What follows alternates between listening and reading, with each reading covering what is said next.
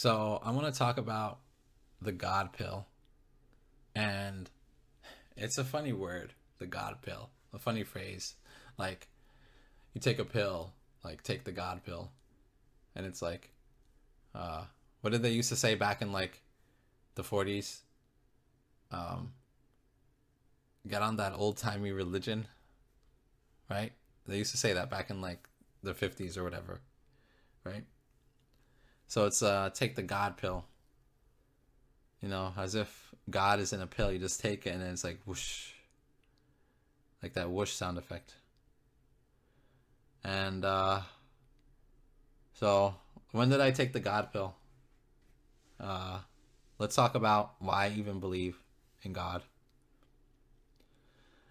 Well, the main reason I believe in God is because I actually know God is real. And the only reason I know God is real is because I literally saw him and I literally talked to him in a face-to-face conversation, multiple face-to-face conversations. And I literally had literal conversations with him, and I talked to him and he talked to me and we talked about things in a literal way. And I was very young at the time. I was like 3 years old. I didn't realize at the time who I was talking to. I just thought I was talking to this really nice guy. Not like the modern day version of nice guy, but a genuinely good person. And I didn't know I was talking to God at the time. He didn't give me that understanding. Okay? I didn't even know about God. Like, I didn't know about the concept of, oh, this is God and God made everything. And God is the one that is controlling things and in charge of things, and his word is the law, and whatever he says will happen. And like, I didn't know about that. All I knew was I was in this place, and this place was literally heaven. Okay. So I was literally in paradise walking around looking at things and looking at the golden streets of the heavenly cities that are there, and the shiny emeralds, emerald, gemstone, ruby, diamond, gold, silver, platinum, all the precious stones and precious metals that things were made out of, like buildings were made out of that material. And it was like the feeling of it was so smooth and nice, and you can put your hand to it and touch the buildings, and it's like you touch the building and it's like you touch everything. And it's so clean, everything, and so everything smells so good, sweet and nice. And you can look at the building and the building is so clean, like you see your reflection. And when you look at your reflection, you see your face, and your face has light coming out of your eyes. Like your eyes are lighting up like stars in your eyes. Like this bright light lighting up, and your face is like shining crazy. Okay, and it's like this light is exuding off of you. Okay, and it's exuding off of everybody. Okay, and you look like that. Okay, you are transformed. Okay, you are transformed. And so I was 3 years old in heaven in this body. It was still my body, but it was like changed into this whatever it was, into this whatever shiny body type of thing. And I was wearing robes, okay, white robes, and they were long. Okay, they were long. And I was like, oh wow, these clothes. And I touched the clothes and they were like so soft. And I was like, how did I get in these clothes? I don't know whose clothes these are. Are these my clothes? And I'm 3 years old thinking like this now, okay? I'm just 3 years old. But I'm like asking questions of myself. Like, I'm asking questions like, what is this? What is this? Where am I? Where am I? Who made this place? Like, who's in charge? Like, even when I was 3 years old, I still had that sense of someone having to be in charge of it. Like, it's not just where it's just there. It has to be someone made it to be like that. It didn't just pop out of nothing to be like that. Right? It didn't just, someone had to make me look this way. Someone had to put this light in my eyes. Someone had to make my body shine. Someone had to make these clothes and make the clothes shine. And someone had to make the sweet smell be there. And somebody had to make the building there. Someone had to build it. Right? And someone had to make all the other people there. So I was thinking about how, when I first went into heaven, okay, the first thing that you notice, at least that I noticed, was the feeling of the almighty love of God just being in you, okay, flowing all through you. And as you feel the almighty love of God, that power, that presence, that infinite joy that is so good, and you can feel it power you up. You can feel it giving you life.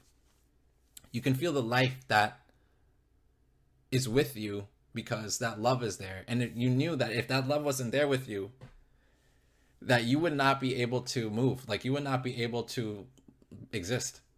So I felt how being able to exist, the gift of being able to exist, was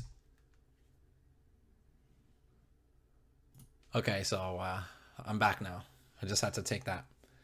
Okay, so it's almost like I realized intuitively, not with words, I couldn't describe it at the time, but I intuitively knew that just being able to exist is because God loves you. That God loving you is a creative force of power and energy and might and all things like that, that gives your very being its shape and existence, that gives your very voice the tone of voice that you have, that gives you, that makes you, you.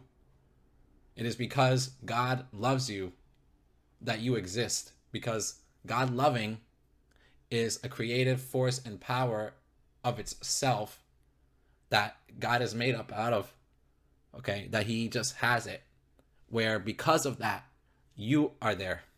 And if God wasn't loving you, then you wouldn't exist. And that the only reason a person exists is because God is there loving them. God being there loving you is causing you to exist and take shape and form and have a voice and have a soul and have a spirit and have a body and have a heart and have thoughts and have feelings and have emotions and have all this stuff. It's because the love of God is this force that makes you to exist. It keeps you existing. That's what it is. So it is it's the pure essence of the almighty power that God has, flows through but it's so positive. It feels so nice and happy.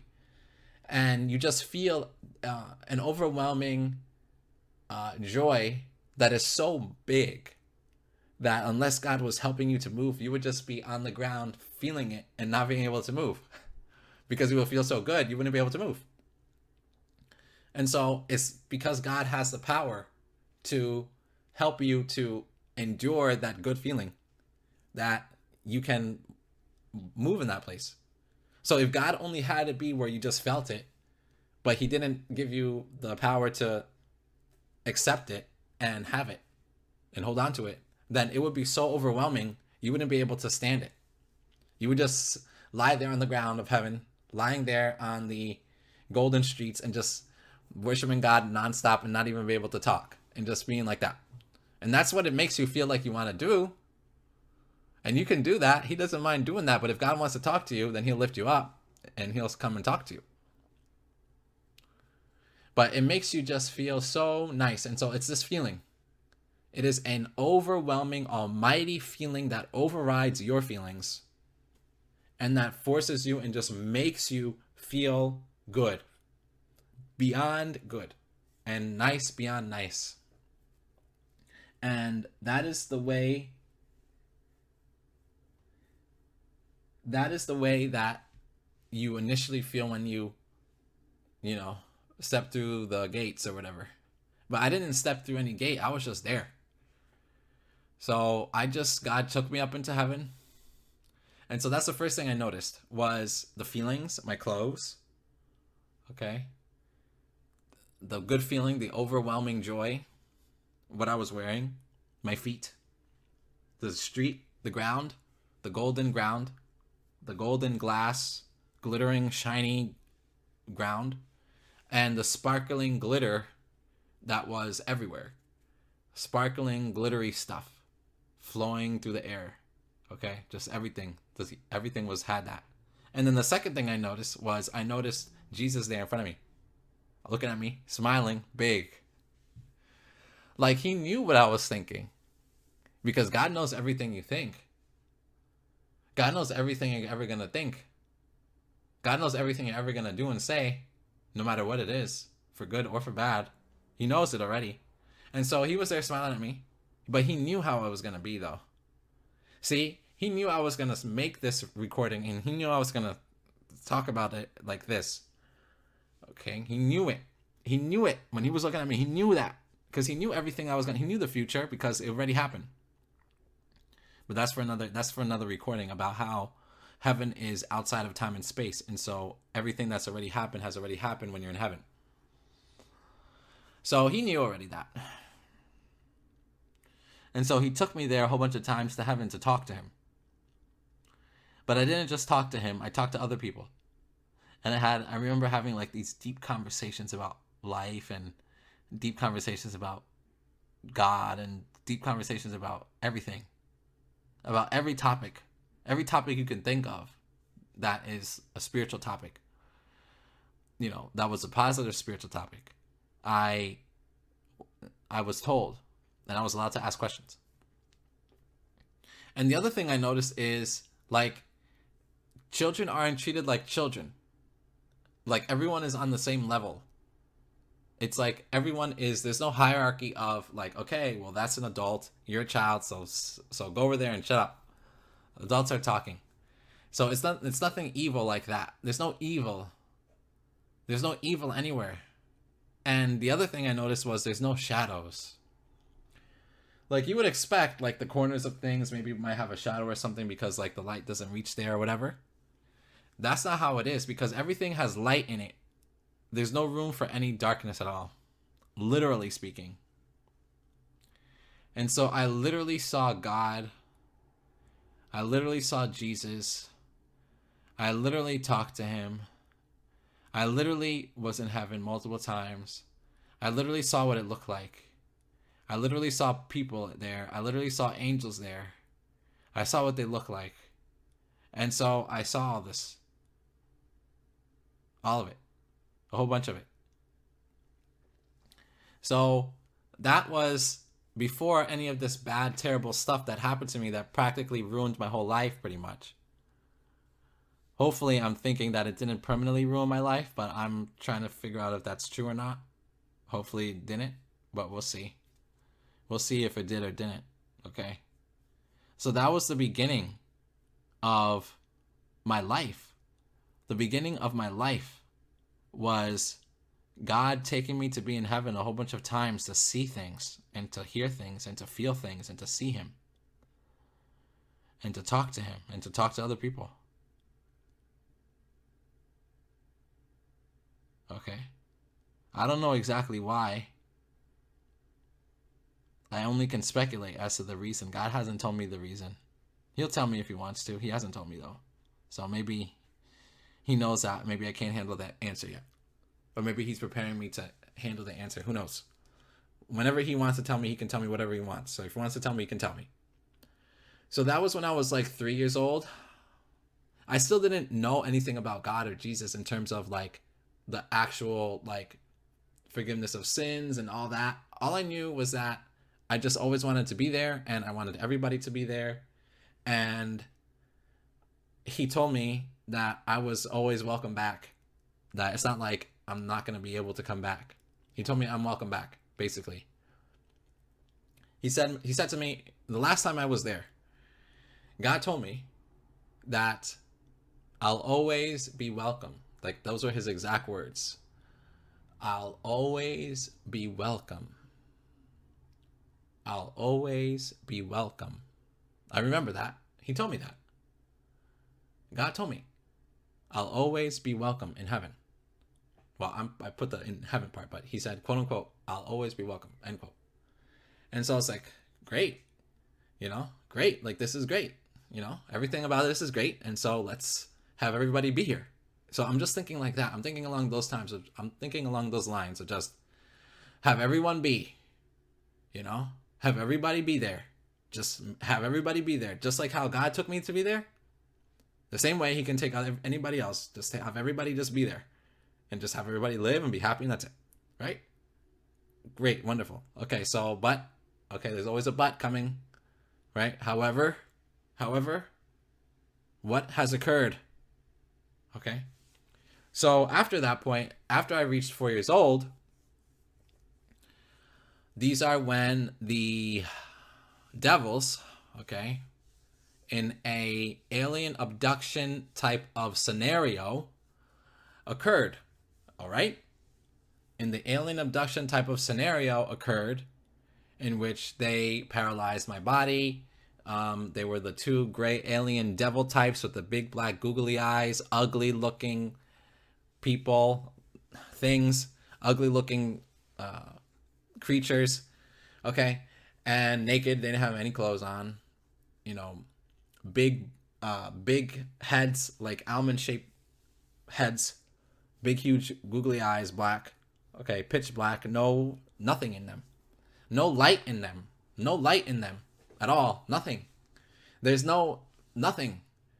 Okay? Nothing good in them. Nothing good at all in them. And I didn't know things like that existed. Okay? I didn't know. Okay? I didn't know. Things like that. There was such a thing as that. I didn't know this. Meaning, I didn't know about evil. God had kept the knowledge of evil away from me. Okay? He didn't let me know about evil things. He didn't tell me about evil things. He didn't want to tell me about it. Okay? He didn't at all. Okay?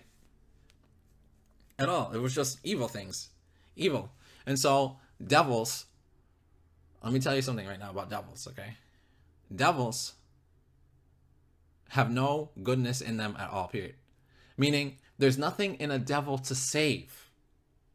Meaning, there's no, good parts inside of a devil that, there's a secret good part inside of devils, and there's these secret good parts inside of fallen angels, and that there's these secret whatever, there's this secret goodness that's still there in them somewhere that God is going to look at and God is going to forgive and stuff like that. No.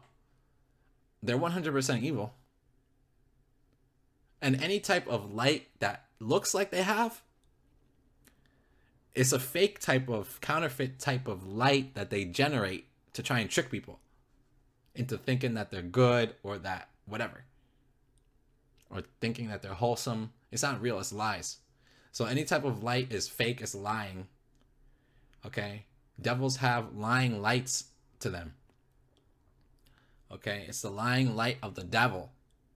So, these two things, naked, gray alien, big black, googly-eyed, gray devils, come into my room, and they paralyze me, they levitate me off my bed, and they levitate me, and they levitate themselves through my wall, through my window, they phase through the window, they phase me through the window. So I'm passing through the window, we're passing through the solid thing, and then we're floating up into their ship that they have. Okay. And it's floating up above the driveway. And it is scary as I thought I was going to die the whole time. Okay. I was just out of my mind with fear. Okay. I was literally just with so much fear entered into my heart. Okay. I was so fearful. Okay, I thought that I was going to have a heart attack from being scared. Okay? And because you think that this is not a social visit. Okay, this is not some kind of social call here, where it's like, okay, devil's coming and we're all gonna chill out and have fun together and hang out and be friends. No, it is not for socializing. Okay, if a devil comes to you, okay, there's only gonna be for certain things, for certain purposes. If a devil's coming to you, okay, there's only a couple of outcomes. One, they're gonna come to you so they can kill you, and that's it. You're dead. You ain't coming out of it alive. That's it. And they're not just gonna kill you dead just like that. They're gonna do lots of things while they kill you, so that you really feel it, and you're gonna feel bad. And you're gonna feel like all that. It's gonna be really painful. Okay, you don't want that. That is like being in hell while you're alive. Okay, that is like the same tortures that happen in hell will happen in your flesh and blood body before you die. So that's one thing. The other thing is they come to you because they want to tell you lies about something. They want to lie to you about something. They want to make it look like this is the truth about something. But it's not the truth about anything, because all they can do is lie all the time, or twist things and have some truth there, but only to have it be a lie at the end. So they come to you because they want to lie. Or they come to you because they want to make you into a slave and they want to use you for something. They have some use for you. You have something that you have some gift, that you have some type of special thing about you that they don't have, and that they covet it and that they want it. So in my case, mine was the third thing. At that time, I didn't know. I thought that they just came to kill me in very terrible ways, because there's nothing good about them. Okay, they weren't hiding their evilness. Okay, when a devil comes to a person and the devil just wants to lie to that person to get that person to believe about something, the devil has a cloak on their spirit, and the cloak of the devil doesn't let the person feel how evil the devil is. It is like a cloaking of their spiritual feelings that they give off. Okay, so devils can put a cloak on their self to make it where you can't feel their evil presence, or that you can't feel how evil they really are. Okay, but these devils, they didn't put their cloak on. I felt how evil they were, and they have an evil type of feeling coming off of them. Okay, they have an evil type of aura, type of thing about them, and this evil is the opposite of God. Okay, the direct opposite of God in terms of evil. Okay, evil, it is like where they don't, it's not where they just want to instantly kill you and that's it. Like, oh, you're dead, boom, that's it. It's more like they want you to suffer, and they want you to suffer, and they want you to suffer, and they want you to suffer, and they want you to suffer, and they want you to suffer, and they want you to suffer, and they want to make you feel like God has abandoned you. And they want to make you feel like God doesn't love you, and they want you to believe all these lies about God first. Okay? You have to believe all these lies about God first, and then kill you. Okay? Force you to make you suffer so much that you start believing all these lies about God. Okay? And then kill you. That's what they want to do. Okay? It's not enough to just instantly kill you.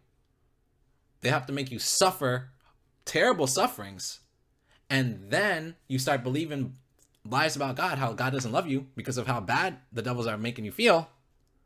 And then once you start believing that God doesn't love you, and once you start believing that God doesn't care about you, and once you start believing that God isn't with you, and once you start believing that God isn't for you, and once you start believing that God is a liar, meaning you're believing all these lies about God, okay? Once you start believing all that, then that's when they kill you. But if you never believe it, okay, they'll just keep on torturing you, trying to get you to believe it until they are fully understanding that you're not going to believe it. And then they might kill you after. They might do something else even worse. Okay? So what happened was this. So they levitate me. Okay, they levitate me through the window, they have whatever technology, whatever they use, some kind of thing, whether it's a supernatural power that's in their bodies or whether it's some kind of technology, whatever. They levitate you, and then it's like they levitate and they phase you through, and you just pass through solid material. Okay, and then you float up into their spaceship. And then they freaking put me on this table, and they have these metal clasps around my wrists so I can't move. But I'm like little kids, so they can't, they don't even, they don't put anything around my ankles. They just put it around my wrists. So they had these metal things around. And it's like, there was a third one in their freaking ship there. Okay, so he stayed behind, or it stayed behind. And there was a third one. Okay, maybe he was the pilot of the ship, who knows. So then one of them goes up to me, right into my face, okay? So you have this, like, the most evil, like, no light in their eyes at all. Their eyes don't have light in them. And, like, it doesn't even reflect light, okay? Like, they're glossy. Their eyes are glossy, but it's, like, doesn't reflect, okay? Their eyes are, like, so black, okay? Their eyes are, like, so black and evil. Okay, their eyes are like, have this thing in them to try and like hypnotize you. Okay, they try to hypnotize you with their evil power that they have inside. All right, so they try and do that to you, and they also try to do that to intimidate you, because they know that they're ugly. They know it. They're smart enough to know that. They know that they don't look good. They know that they look horrible and they look gross and effed up and they're ugly things. They know that they're ugly things. And they know that they're damned to the lake of fire, and they know all that already. They know all that, and they hate that, but that's what they are. That's what they are. They know it. They're not going to be in heaven. You're not going to see any of those things in heaven. It doesn't matter what lies they say to whoever they say it to. You're not going to see any of those things in heaven. At all. And so they go right into your face. They're like right in front of your face, so close to you. Okay, so close to you, like right there, and like literally right there. Okay, in front of your freaking face, you have this freaking huge fucking eyes that are evil, that are looking into your eyes, man. They're looking into your eyes. Okay? They're looking into your eyes now. They're right in front. Okay? It's scary. I'm telling you right now. That's scary. To have that happen, that is scary. You think that you're beside yourself with fear. You can't even think. Okay? I'm telling you right now. You are so scared. You cannot think. It is impossible. There's no thoughts in your mind. It's impossible. Your mind is empty of thought. It is just instinct at this point, okay? It's just instinctual. Your body is taken over, okay? Your body, your physical body, has taken over your mind because you're too scared to, like, think consciously thoughts, like, one thing after the other in any kind of sequential order of thinking. Like, that is gone. That is not there. You are too scared to do that, okay? All you are is in fight or flight mode. That's it. Okay, and so you are in flight mode. You want to run away from this. You want to go away from it. Okay? Or you get paralyzed, right? Fight, run, or paralyzed. That's it. One of the three. That's all you can, that's all that's there. It's either going to fight, you're going to try and fight it, you're going to try and run away from it, or you're just going to be stuck there and not being able to do a single damn thing. So then after that, he's looking into my freaking eyes like that. Okay? And what happens next? So he takes this long metallic needle thing that's super long. Okay? It is not a short little thing. And he freaking boom right into my head, the top of it. And I was like, okay, that's it. This is how I'm going to die. I'm going to have this thing here kill me by having it poke my brains out with this freaking thing. So that's how I'm going to die. Very painful. Okay? This is my painful death. Okay. So I'm like bracing for like the end to come, basically. That's all I can do. You can't do anything else. What are you gonna do? What are you gonna do? Besides be there helpless in the hands of the devil, having the devil poke you with this thing right into your freaking brain. Okay? Right into your freaking brains, thinking that this is how you're going to die because they're just going to keep on just poking your brains out, killing you, murdering you. That's the only thing I could think of at the time. Like, that's it. Like, I'm just going to die and that's it. So at this point, the fear and the terror and everything, it goes into overdrive. Okay, it goes into literal overdrive.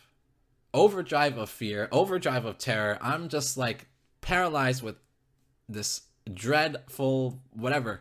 I'm paralyzed with this dreadful, I'm paralyzed with this dreadful whatever, fear of whatever. And it's like, you can't even think. So what happens? He starts to go through my memories in some type of way. Okay? So he starts to, like a freaking videotape. He starts to rewind really fast through all of my memories of heaven. Okay? And I'm seeing it. Okay? I'm seeing it. Okay? And then I start to remember it. And it's like, I remember I was there. I remember I saw it. I was there. And I start to remember. It's like, wait a minute. Like, this is what this is about, I'm thinking? Like, I'm thinking, like, this is what this is about? This is about this? This is why? Because of this? This is why. All of this whole fucking thing. All of this whole procedure. All of this whole operation. All of this whole mission. All of this whole plan was to look at that. Was to look at that. To look into my memories of heaven, to see in heaven what it is going on. So he starts flicking through, okay? Going through. It's going super fast. I can barely keep up with it, okay? Because I can't, I'm in a lot of pain. The thing is still in my head, okay? The thing is still there in my head, okay? And the thing is going really fast. The videotape is going really fast in my eyes. Like that. Super fast. Okay? And then it stops at the point of where Jesus was looking at me in one of our conversations. Okay? But it was like real time. Because it wasn't just a memory at that point. It was almost like it was almost like happening like for real. Like it was. So at that point, it stopped. Meaning, I don't think the devil stopped it. I think God stopped it. I don't know. Okay? But at that point, it stopped, basically. And it was like, the devil wasn't going through anymore. It was like, okay. So it's like, I saw Jesus looking at me. I see it. Jesus is looking at me in my eyes. Right? But remember, the devil is like right in front of your freaking face, like making it look like he's trying to kiss you or something. Okay? So the devil is right there in front of my face, but then I see Jesus right there. Okay? And then when that happened, the moment that happened, the very moment, the very, very moment, the exact moment that it happened, where the devil no longer was zooming around in my memories, going back and forth like that. And it stopped on Jesus looking at me, and I'm looking into Jesus' eyes, and Jesus is looking into my eyes. It was like Jesus was there in me, in my eyes, in my memory, but real time, for real, there. And Jesus was looking into the big black googly eyes of the devil at the same time, like there. So it was like some kind of like three-way type of vision, three-way type of looking. I don't know, like a three-way type of seeing. Like Jesus was looking at me into my eyes. I was looking into Jesus' eyes, but at the same time, I was looking into the eyes of the devil, and Jesus was looking into the eyes of the devil because Jesus was looking out of my eyes into the eyes of the devil. All at the same time that was happening. like some kind of like supernatural whatever. I don't know what the word is of it's called. I don't know how to just I don't know how to like singularly describe that in a single word.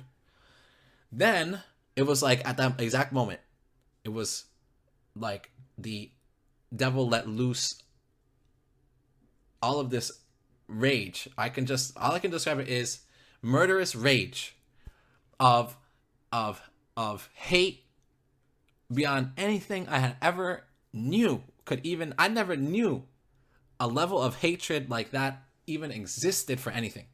I didn't know something could hate something else so much. I never knew about that. I didn't know about that. But it was like all on directed at me. You know? It felt like it was directed directly at me. Okay. But it was almost like it was directed at me as proxy, because it was like Jesus was looking out of my eyes, and it's like Jesus like temporarily took over my eyes, right? And he was looking out of my eyes, and it was like I was like proxy for Jesus looking at them. And then at the same time, I was proxy for the devil's hatred of Jesus through me. Okay? And I thought the hate itself was so powerful. It was an actual force. The hatred had a force behind it. Okay? The hatred had a supernatural force of energy. Okay? Where it was almost like it could kill just by feeling it. Like it could kill you just by feeling that. Okay? It was a life-destroying hatred. Okay? It was a hatred of everything that was good. It was a hatred of everything that gave life to people. It was a hatred of everything that was pure, and it was a hatred of everything that was right. And it was an embrace of everything that was destructive. And it was an embrace of everything that resulted in just complete murder of everyone alive. Okay? That's the kind of hatred it was at that level. It was a very big hatred. And it was just on top of me, trying to smother me. Okay? So it felt like I was going to get smothered to death by this hatred feeling. Okay? And I thought like, okay, this was it. I thought the devil was going to like twist the needle or whatever and just, that's it. Poke it, the final poke. Okay? I thought the devil was going to freaking twist the needle, do whatever he was going to do to the needle and fully poke my brain, and then I was going to be dead. Okay? And so it felt like it was a long time. Okay? It felt like it was a long time that the devil was there.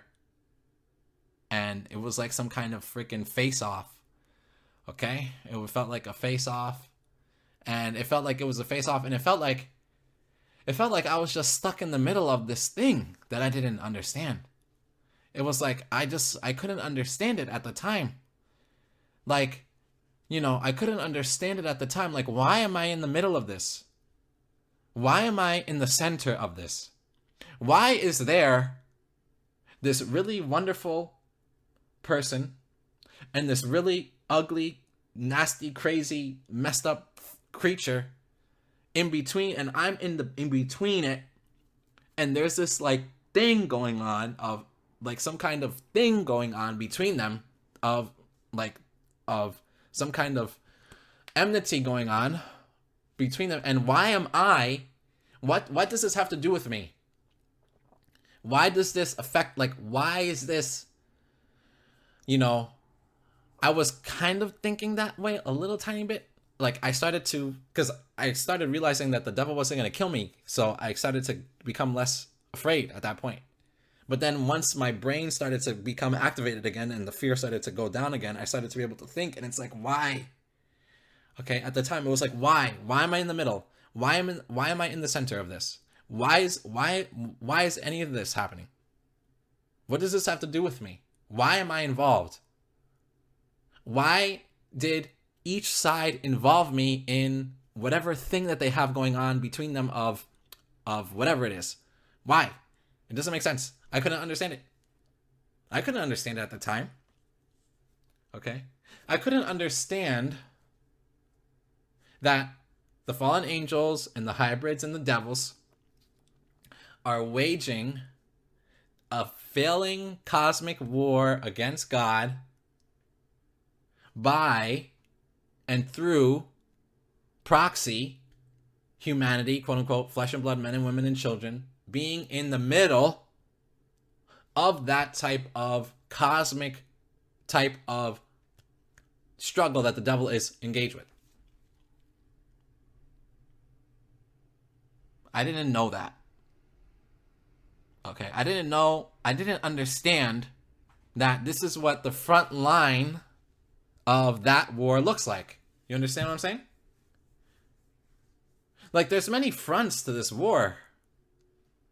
We're all in against the devil, because the devil's waging it against mankind, you know. There's many fronts, okay, to the war. Okay? Many fronts to it. Many fronts. It's a multi-front war, a multi-dimensional war. Okay? It's not just a spiritual war, blah, blah. It's just spiritual. It's like physical. It's everything. Okay? It's everything. Mankind is in the middle. Obviously, God wins. Okay? But there's this temporary time of where the devil is still struggling to inflict whatever he's going to do, evil, against mankind, being in the middle. And it's like, that was like the literal allegory. That was like a literal metaphor. That was like the literal definition of what it means to have mankind stuck in the middle, and the devil on the losing side, and obviously God on the winning side, and mankind stuck in the middle, suffering. Okay? And it's not just suffering. Okay? It is great suffering. Okay? Because let me tell you right now, it's suffering fucking bullshit. That's what it is. Okay? So then, after however long, it felt like so long. I knew it couldn't have been more than like maybe a second or two. But because of the way that, you know, all this freaking multidimensional, supernatural freaking proxy type of being used, and, you know, God's doing this and all this face off, because of it's all like that, it feels longer. Even though in physical reality, it's like a second. But in spiritual reality, it like lasted. It felt like it lasted a long time. Even though in physical reality it only lasted a second, it still lasted way longer than a second in actual real spiritual reality. Okay? So then after that, the devil took the needle out, and none of the freaking gray alien devils, okay, wanted to look at me anymore, or be in any proximity close to me, or look at me, look in my direction. They didn't want to look in my general direction anymore. And I found it very strange that, because before they didn't care if they were looking in my general direction, or if they were standing near where I was, or if they were somewhere else. Like, they didn't care about anything like that. They were just whatever. But after that happened, they didn't want to look at me. They didn't want to look in my general direction. They didn't want to face me. They didn't want to be close to the table where they strapped me down. And they didn't want, it's like they wanted to stay away. It was almost like they wanted to stay away. Okay, and I wasn't understanding at the time. I didn't understand like why they want to stay away for. Okay, why they wanted to stay away from me. Okay, why did they want to stay away from me suddenly? They had no problem kidnapping me. They had no problem levitating me off my bed. They had no problem phasing me through the wall, the window, floating me up into their ship. They had no problem paralyzing me. They had no problem strapping me down with their metallic straps that they have on the table. They had no problem putting me on the table.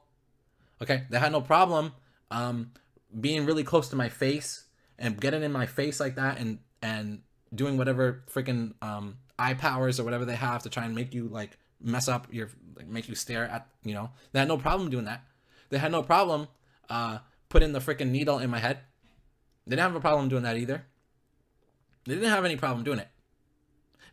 And they had no problem going through all my memories, and going through the memories of being in heaven, and going through and seeing in heaven and all that, and seeing what was going on over there and up there, and seeing what was said, and seeing what I was talking about, and who was talking to me, and why they were talking to me, and what was being discussed, and what I was saying when I was in heaven, and what people were telling me when I was in heaven, and what I was saying when I was there, and all the things that were happening when I was in heaven. They had no problem going through and looking at that. But suddenly, see, I still didn't understand that that was God. Okay, I didn't understand. I'm only 3 years old here. I didn't understand that was God there. That was God. That was Jesus. That was God literally there. I didn't understand that this is the freaking devil right here. This is the enemy of all mankind. The one that wants to murder everyone. Murder every single man, woman, and child. I didn't understand that. Okay? I didn't understand it. I'm just thinking, and I'm just at the time in my 3-year-old mind, I'm just going through why they didn't want to look at me anymore, be close to me anymore. Okay? But suddenly, when that man, so I'm thinking, when they looked at that man, it wasn't the same anymore. When they looked at that man, and that man was looking at them, suddenly they had a problem. Suddenly there was an issue. Suddenly they stopped going through the memories. Suddenly they didn't want to go through the memories anymore. Or maybe they couldn't do it anymore. Maybe they still wanted to, but they couldn't. Suddenly they couldn't stand looking at me. Suddenly they couldn't stand being near me. They didn't want to do it anymore. They didn't want to be near me anymore. And because of that, they take the needle again, whether it's the same needle or a different needle, I don't know. Whether it was the same one that was doing the memory or was it a different one, I don't know. They all look identical to me. So one of them takes a needle, very similar to the first one, sticks it into my stomach like that, okay? And they couldn't stand me having my eyes open because my eyes were open and I was looking at them now because I wanted to see what they were going to do. Okay? I was getting a little bit more brave because I didn't think they were going to kill me anymore. So I was looking at them and they avoided eye contact. They're like, no. And, in terms of their behavior, they're like, no eye contact with you. I'm not going to look at your eyes anymore. At all. I'm going to look away. So it was this man that was causing the creatures to look away. Okay? What I didn't realize at the time was my eyes were shining still. Okay? My eyes still had the shine. Okay? What does that mean? The shine, that's God. If your eyes are shining like that, that's God doing it. That's the presence of God with you, doing it, making you be that way. So my eyes had the shine from heaven and from God in there, the power of God in my eyes like that. See, and it was keeping them like away. Okay, so then what happened was they didn't want me to be awake. They didn't want those eyes open. They want your eyes closed. Okay, literally and figuratively. So they wanted my eyes closed. They're like, no. You're not going to have your eyes open like anymore. So they're thinking like that. I'm assuming they're thinking that. Okay. So that's because that's how they're behaving, right? So then what happens? Then they take the needle and they boom in your stomach right now. Boom. Man, I'm telling you right now. That was very painful. Okay. Very painful. To have that be in your freaking stomach like that. Okay. This thing poking your stomach, okay, with this thing, boom, really deep in there. It's not like a little tiny poke. No, it goes way in, and it hurt. It hurt real bad, okay, real bad, and big time pain. A lot of pain, very painful. But what happens? Okay, what happens is I start getting this cold feeling go all throughout my whole body. Slowly at first, and then it speeds up. And the cold feeling is like makes you go to sleep almost. And so it was spreading around my stomach inside. And it was spreading to my legs, my feet, my toes. It was going to my arms, my legs, my fingers. Okay, my wrists. And it was going up my chest. Okay, and it went to my neck. It was getting up to my neck and my face. And then once it started getting there, and then I just couldn't stay awake anymore. And then I went to bed. I went to sleep. Passed out. Passed out. So that was my quote unquote alien abduction experience. And that was my going into heaven experience. Okay. And so from there, okay, my life was never the same again. Okay. And I want to get into what happened after. Okay, maybe I can just say the whole thing. Maybe I could just say the whole thing right here. It's already an hour, but whatever. It needs to be said. Maybe let's see how long I'm going to go for. So what happened after that was the beginning of true hell on earth for me and for other people. So the beginning of true hell on earth. Okay, so basically it was all fucking hell on earth, okay?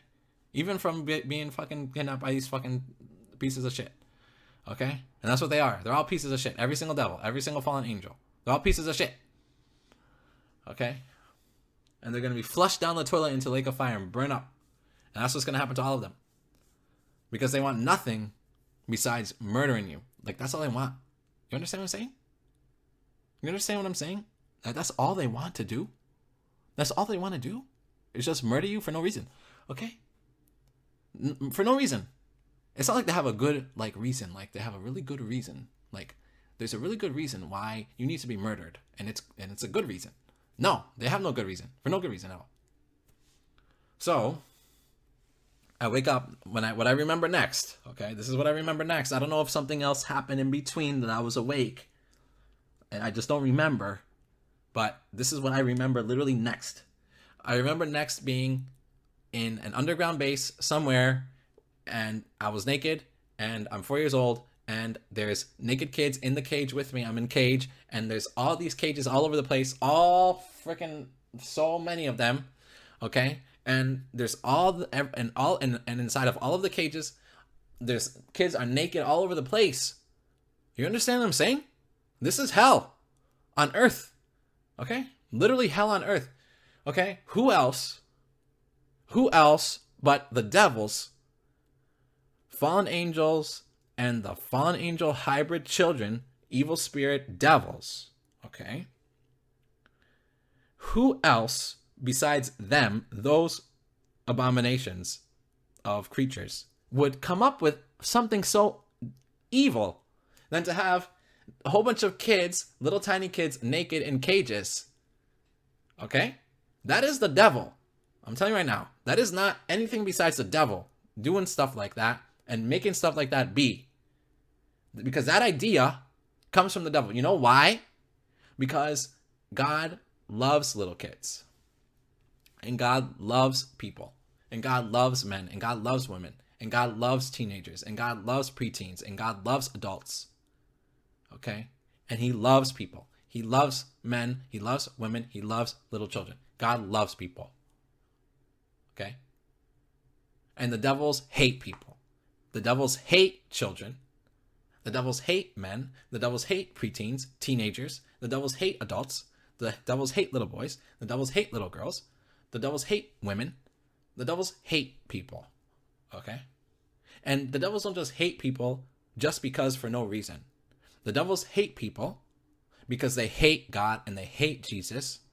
And people remind devils of Jesus all the time, and they hate that. And they want nothing but to destroy God, and they can't destroy God. But they think that they can ruin people, ruin people's lives, destroy people, murder people, get other people to ruin other people's lives, get one person to murder another person, whatever. Okay? And so that's the scene I wake up to. That's the scene that I am consciously aware. Okay? And immediately I feel dread. Just dread.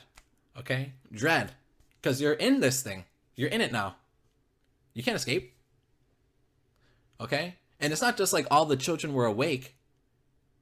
Okay? The atmosphere of the place is the most evil freaking thing you can even imagine it. Okay? It was like an atmosphere of so oppressive, it was the most demonic, oppressive atmosphere of wickedness you could possibly feel pressing down on top of you, like a blanket made out of chains, basically. Okay? draped on top of your head, mashing you to the ground, making it be where you can barely stand up. That's the feeling of it, okay?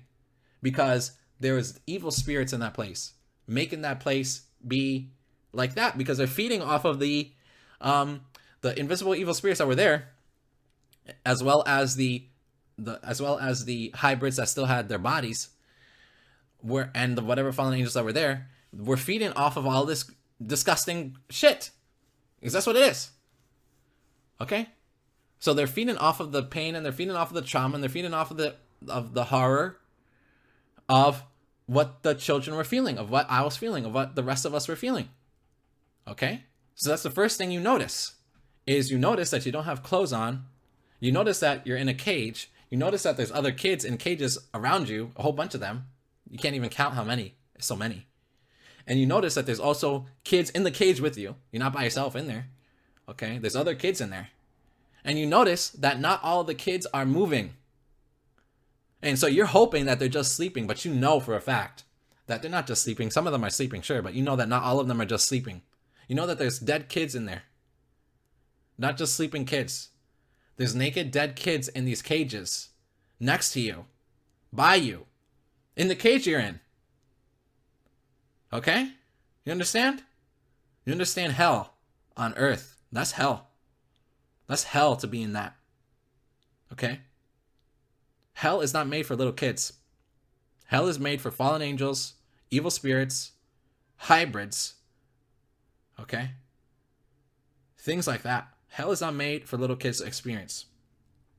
But the devils, they make little kids experience hell in these underground bases. Okay? You understand what I'm saying? And so that's the second thing you notice. You notice dead kids. Okay? Dead. They're not alive. They're not breathing. They're not moving. You try to trick yourself. Okay, you try to lie to yourself and say, no, they're just sleeping. They're just sleeping. They're only sleeping. They're just sleeping. That's it. That's all. They're just sleeping. They're not, they're still alive. They're just, they just had to take a nap. They're taking they're taking a rest. They went to bed. They're alive. No. That's just you lying to yourself. That's you lying to yourself because you have to lie to yourself. You have to go into denial mode to deal with it. There's no other way of dealing with it besides instantly denying what you see. But you know inside that you're just lying to yourself to try and stop yourself from freaking the fuck out and going crazy. Okay? So then what's the next thing you notice? So the next thing you notice is you notice the smell. Okay? Because you're not allowed to leave the cages to go to the bathroom. Okay? You're not. So you just have to go right where you are. Like, it's not like you can go anywhere. Okay? It's not like you can just, okay, let me out of the cage so I can go to the bathroom, please. Let me out so I can, I need to go to the bathroom. Let me out, please. I'm only 4 years old. Let me out. No, there's no out. There's no letting out. You have to go. You go right there and that's it. Nothing you can do about it.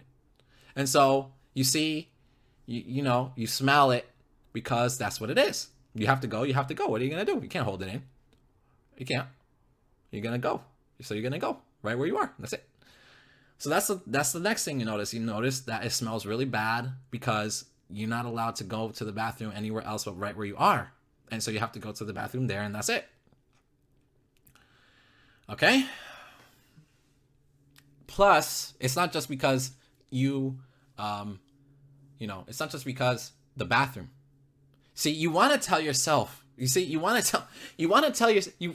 even in the most terriblest things, you want to try and have hope still. Like, you want to try and have hope still. Oh, it's just because, we just had to go to the bathroom here. That's just the only thing that's causing it to smell like this. And it's like, no. The other thing that's causing it to smell like that is the rotting flesh of the dead children that are lying down dead in the cages. You understand what I'm saying? Do you understand me? It's not just because you have to go to the bathroom. It's because there's dead kids there. Okay? dead bodies of kids, little kids. Okay? It doesn't smell nice. It doesn't smell pretty. Okay? It's not a fresh rose garden. Okay? It's hell. And hell smells like shit. And dead bodies. That's what it smells like. Okay? And all mixed together. Okay, the next thing you notice is you notice that the kids that are alive, a lot of them are just crying their eyes out. Okay? They're crying their eyes out. You just notice the crying, the wailing. Okay? You notice it. You notice it. Lots of kids are just crying. Crying. You notice the sound. Okay? And that sound of hearing a whole bunch of kids crying like that, in pain, suffering, tremendous tortures, okay? Misery, beyond misery. It is the most miserable sound you can hear, you would ever hear, ever. Okay? It is the most, I don't even know. I can't even describe the word. I don't even have the word in English right now. It's escaping me. But that sound, okay? That sound. You can't go to sleep. Okay? It keeps you awake. You can't go to sleep because there's always crying going on. So what happens is this. You're just awake because you don't want to have it be where you go to sleep and then they kill you while you're sleeping. Okay? So it's like, and plus the sound of the kids crying is keeping you awake. So what happens next is you just stay awake as long as you can because you're afraid. You're afraid of going to sleep. You don't know what's going to happen to you. Okay? Plus the kids are crying. Plus you're afraid. So you're trying to stay awake. But the thing is you can't stay awake forever. Okay? You only have the stamina of a 4-year-old child. Your body is not built. Okay? A 4-year-old's body is not built to be able to sustain staying awake for that long. Okay? It's just not, doesn't work. It just doesn't work like that. Okay? Because they can't stay awake like that for so long like an adult could. Adult could stay awake 24 hours, no problem, whatever. A little 4-year-old can't do that. A little kid can't do it. They'll fall asleep. And so you end up just passing out from exhaustion. Not because you want to go to sleep. Time to go to sleep. Even though there's all this shit all over the place. Okay? No, you don't want to go to sleep. Okay? You don't want to go to sleep at all. Okay? You don't want to go to sleep because you don't know what's going to happen to you. You don't know. You don't know what's going to happen. The next thing you notice is you don't know anything. You notice how little you know. Okay? How little you know. Your knowledge of the situation. You try to get a grasp of the situation. You try to get a handle on what has been thrust upon you of being in this hell that is called underground bases and underground cities and whatnot, underneath the ground of the world. You try to get a grasp of it, of what's going on, who's doing this, why, how come, how long is this gonna last, how long are you gonna be in here, and you just realize how little you know about anything, and you realize you didn't know anything about anything. You were living this life. You were happy. Your parents there, taking care of you, loving you. They were there. And then suddenly, it's all taken away. Okay? It's all taken away. You don't have it anymore. It's gone. Stolen. Because you were stolen away. See? Okay? And then the depression and the fear starts to overwhelm you. Okay? And the dread increases. Okay? Because it's like you don't know. Okay? It's this unknown thing. All you know is that this is a place where people die. And this is a place where you have a good chance of dying. And maybe even a very bad death that would be very painful, that would last a long time before you die. Okay? That's all you know. You don't know anything else. All you know is that certain kids, for whatever reason, they didn't make it. Okay? They didn't make it. You don't know why they didn't make it. All you know is that they didn't make it. You don't know if you're going to make it. Okay? You don't know. You don't know nothing. Nobody knows anything. Okay? Nobody knows if you're going to live or if you're going to die. If you're going to die right there, are you going to die in the next minute? Are you going to die in the next second? Are you going to die in the next hour? How much time do you have left to live? How much time? How much time do you have? Do you have another half an hour? Are you going to get murdered in about 45 minutes? 50 minutes? 25 minutes? You don't know. So then the dread increases, the fear increases, everything is increasing of this negative. And then you just feel the oppression. You feel the evil spirits are there feeding off of it, getting glee. Okay, getting glee. Okay, the evil spirits are there floating above the cages and whatnot, and floating around the cages, getting glee from it. Okay, getting glee. Okay, they're in glee. Because you can feel like there's something that's happy there, but it's an evil type of happy. It's an upside down happy. Okay, it is an inverted joy. Okay, it's the inverted joy of the devils. Okay, an inverted joy that the devils have. Okay, and it is evil. Nothing but evil, because it's not real joy. It is just psycho and insane. So the next thing that happens is after however much time, okay, I'm taken into a room, and basically that's when the mind control, brainwashing, torture sessions start.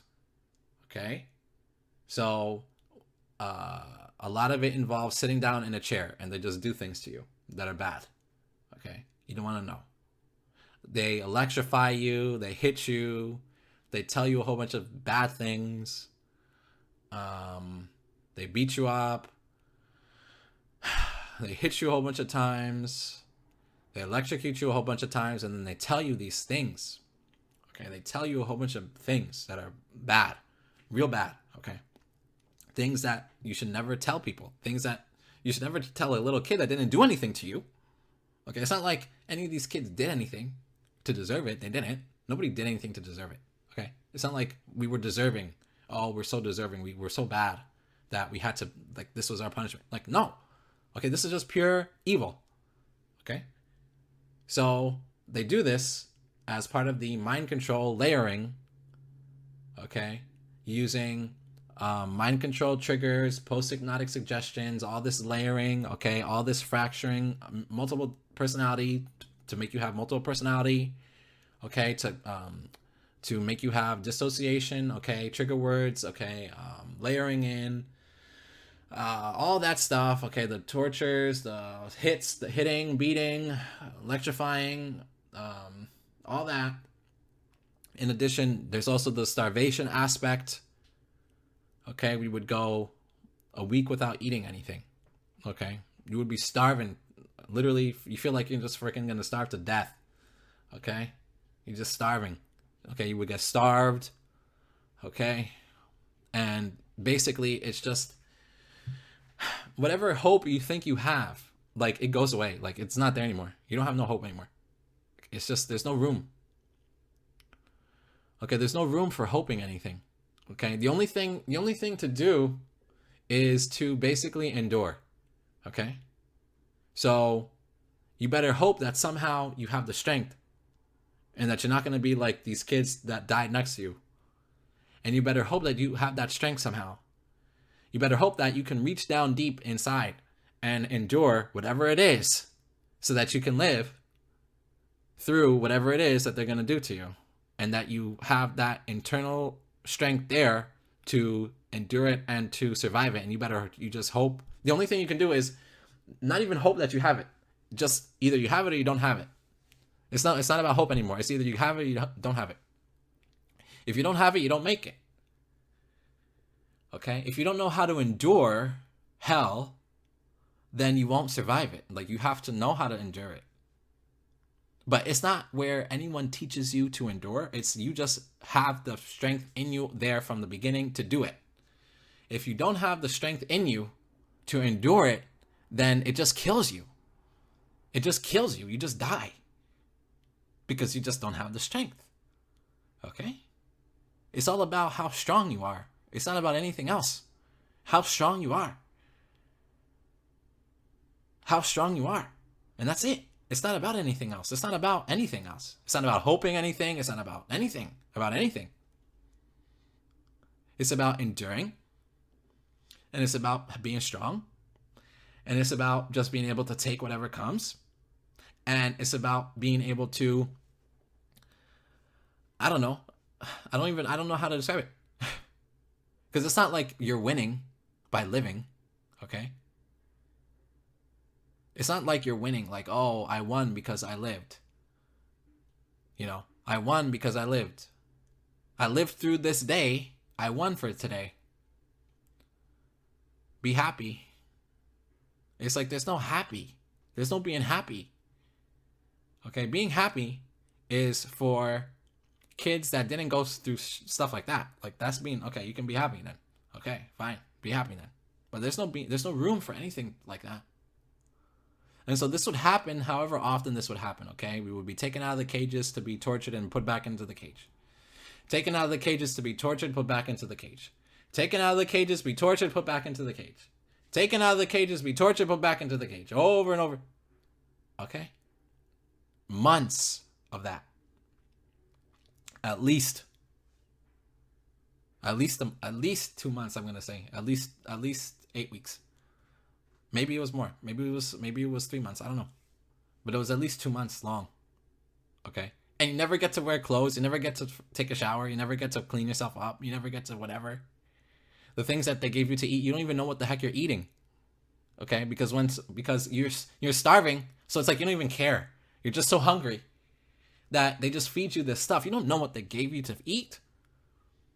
You don't even know what it is. You're just eating whatever they give you. It could be just whatever. Okay? It could be one of the kids. They cooked them or something. You don't even know. And the fucked up thing is you don't even care.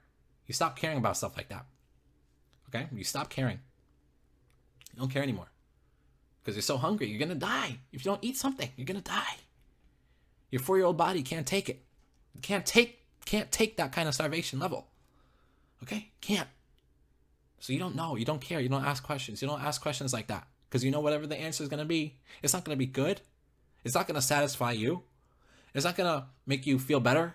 It's not going to make you happy that you know the truth of the answer of what you're eating. So you don't even bother asking. You just eat it. Whatever. So it was a true hell factory. Okay? It was hell. It was a factory. Okay? Everything there was set up in a scientific type of technological factory line, assembly line, where kids come out, mind-controlled child slaves. No, kids come in, mind-controlled child slaves come out. Kids come in, mind-controlled child slaves come out. And it's like you drop the kid in, and then out pops the mind-controlled child slave. Drop the kid in, out pops the mind control. And so it's like a freaking factory, a hell prison / factory thing going on underneath the ground right now. Literally happening. In present modern day. Okay? September 13th, 2019, 1:07 p.m. Eastern Standard Time. It's happening.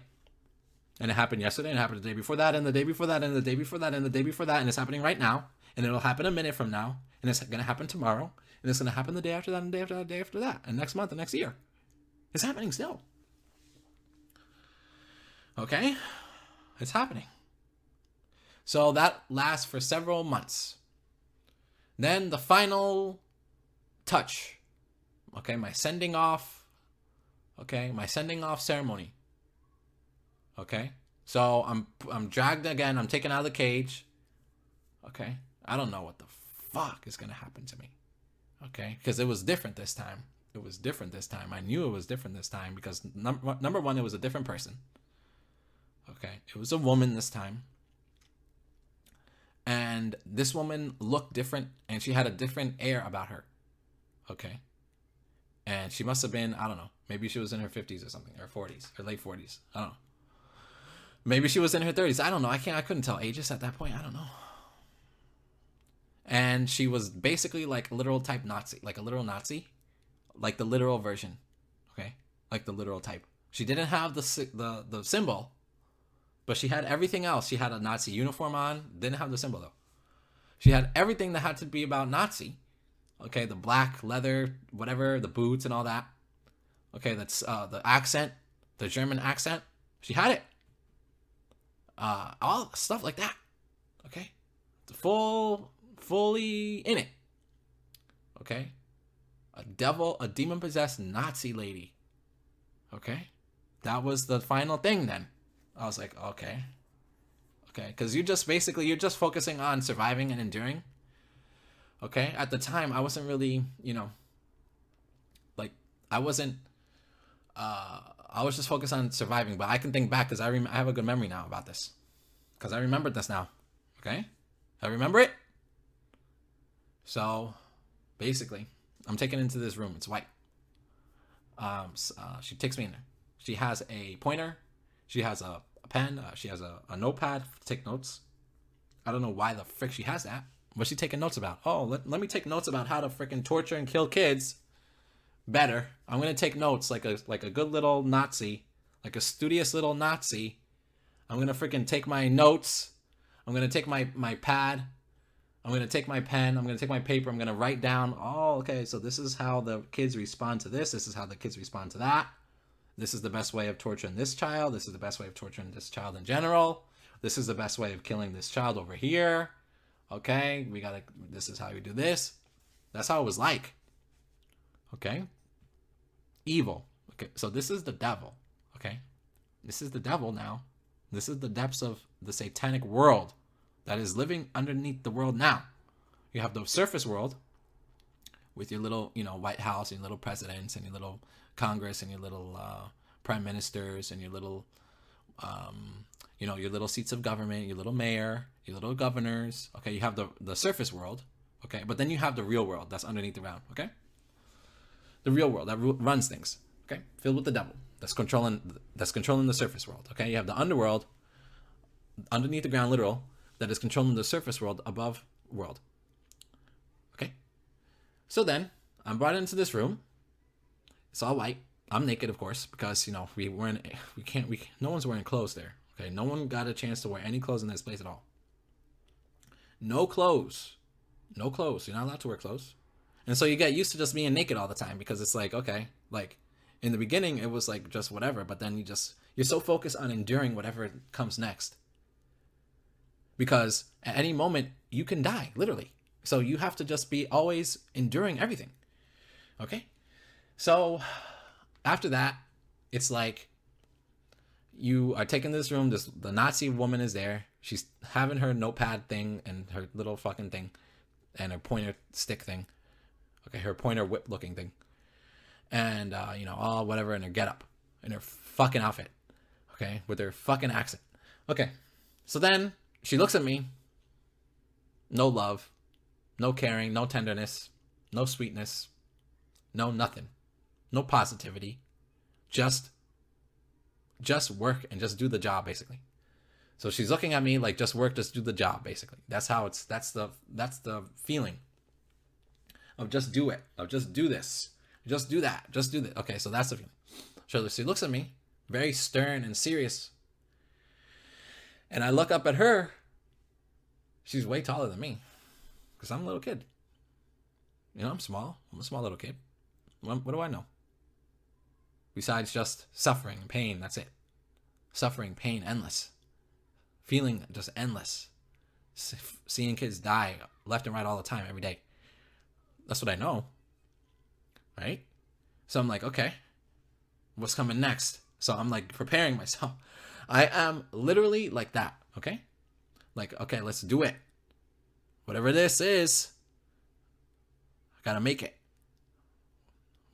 And so I look up at her, and then she points her pointer whip stick thingy that she's got in her hand straight ahead, and she's like, pick 2. And I look in her direction that she's pointing, and what do I see? Standing before me, but a line of naked preteen and teenage girls in a line, all different ethnicities, nationalities. So there's this Nazi woman. There's me, 4-year-old me, naked. There's all these preteen and teenage girls naked. Okay, and I have to pick 2 of them. And I asked for clarification. I said, "What do you mean?" And then she repeated herself. She repeated herself again. And instead of saying pick 2, she said, "You must pick 2." Okay, you must pick 2, like that, with her accent. So first she said pick 2, and then she said you must pick 2. And I was like thinking to myself, like, I was in denial, basically. Okay, I'm in denial now. I go into denial mode because that's the only way you can endure. You can't endure by just accepting the reality of the situation. The kids that accepted the reality of the situation, they just died.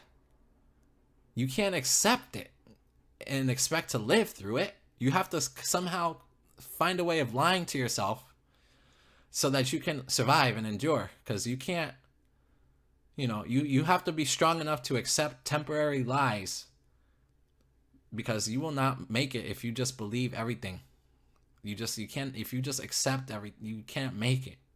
You have to somehow force yourself to just temporarily believe a lie so that you can live long enough to live another day. So the lie of the day, I told myself right then and there, this all happened in less than a second. So right then and there, I said, "Oh, we're just taking showers," okay? When I knew we didn't get a chance to take showers, okay? We didn't get a chance to take showers. There was no taking showers. That's not what happens. We didn't get a chance to take any fucking shower. Why am I telling myself this? Right? But I had to tell myself that, see? I had to tell myself it. I couldn't tell myself, "Oh, whatever." I couldn't tell myself whatever. I couldn't. I had to tell myself that. So it's like, "Oh, we're just taking showers then." Okay. So I'm like, internally, I'm freaking shaking.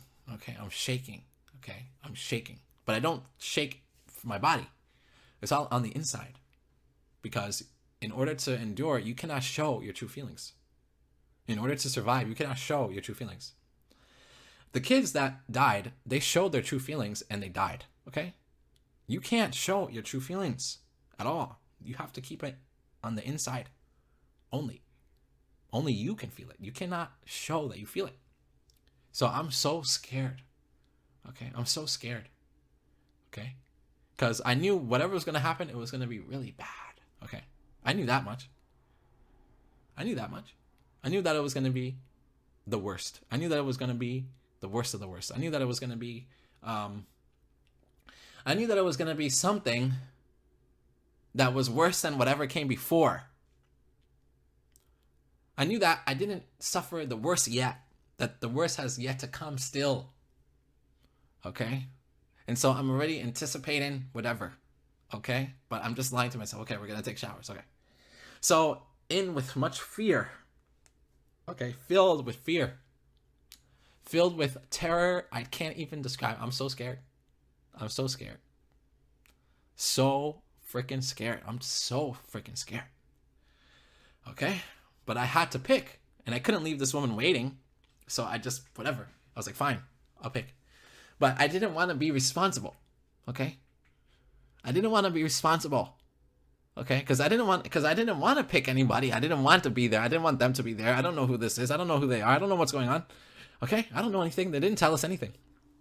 I didn't know anything. We weren't told anything besides bad things, okay? They didn't tell us, they didn't give us information, okay? The most information they would tell us were things like, you better, do what you're told. You don't want to get eaten. You don't want to get eaten. Okay? Better do what you're told. So they would constantly, that was the only information they would really tell us. They would mock us. Okay? These demon-possessed people. Okay? Filled with evil spirits and filled with the devil from head to toe. Filled with the devil. Being controlled by the devils. Okay? Inside their bodies. Demon-possessed people. So they would tell us, well, you better do everything we say or you're going to get eaten. So they would mock us and they would threaten us with being eaten alive. Okay, that's the only information we knew. That's the only thing I was told that I remember being told in terms of information wise. So I'm like, okay. So I was scared of being responsible for either picking the wrong ones, or if I picked them, then something bad was gonna happen to the ones that I picked, or whatever. I don't know. So at that point, I was like that. But the way that she spoke, it seems like I could pick any of them. It didn't seem like she wanted me to pick a particular one, or else she would have said, you must pick this one and you must pick that one. She didn't say which one to pick. She just said, you must pick. Okay? Because the way that these Nazi people are, they're very exact with their words all the time. They're very exact all the time. They think that the Nazis believe that by worshiping the devil and by being exact with things, that makes them better than other people. Okay? When worshiping the devil makes them worse than other people. Okay? It doesn't make them better. They're worse than other people for what they do. Okay? But they think, foolishly, in their vain heads that they have, that by being exact and precise, that makes them better. It doesn't make them anything. Okay, it just makes them exact and precise, but that doesn't make anyone better or worse than anybody else. They're not better than people. They're not superior. Okay? In any way. So, with so much fear in my heart, I closed my eyes and I randomly, at random, okay, 100% random, 100% random, because I have my eyes are closed, I randomly point to the line twice, okay, at random in the line, okay, random in the line, okay, and the woman didn't know I had my eyes closed, because I closed my eyes real quick. She didn't see me. She just saw who I pointed at. Okay? So I didn't, So then basically what happened was that was the satanic Luciferian sex, blood, murder ritual occurred then after that. Okay?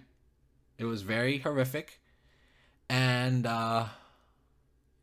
this is basically what they do. Okay? When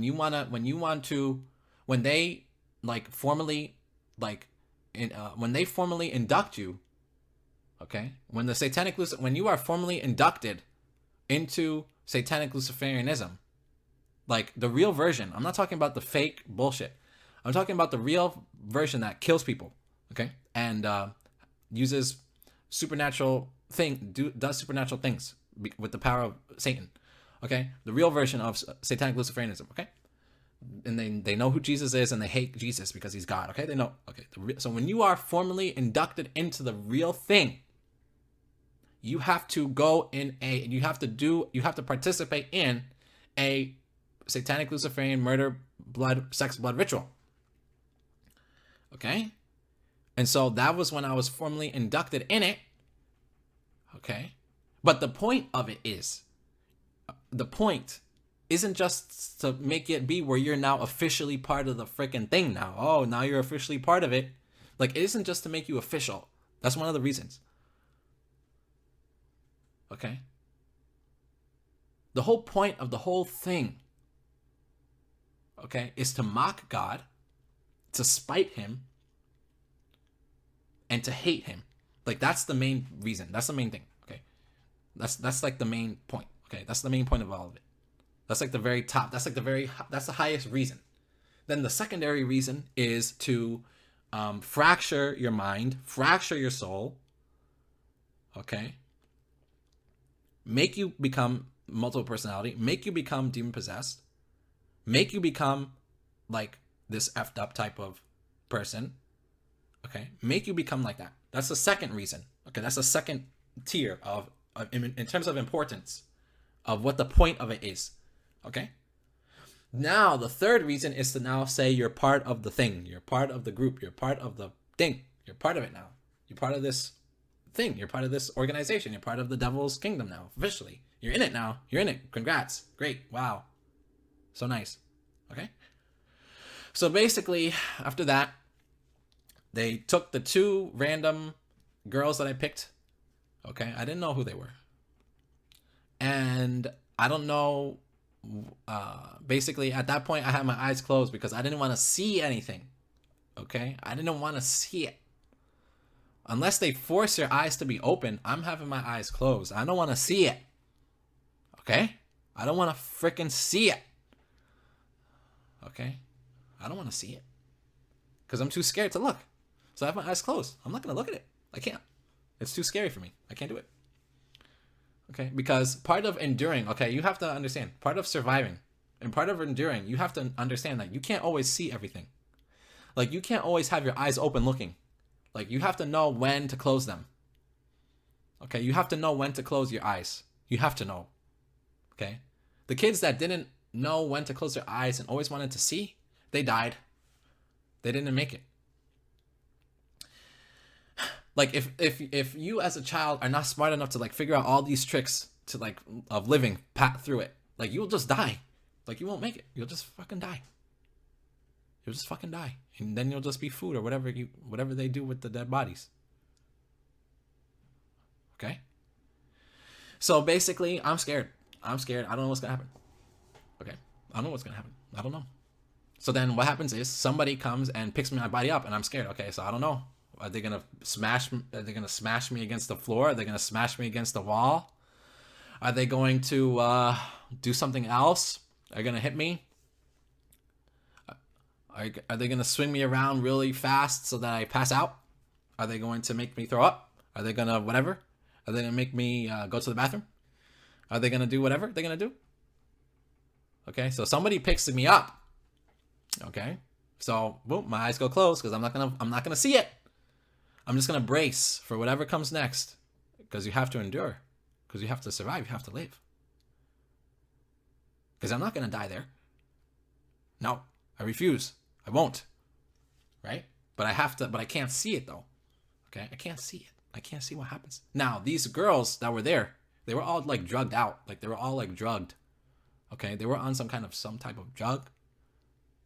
They must have been drugged. They were all like zoned out type of. All the girls were like zoned out, like out of their, like, they were like out of it.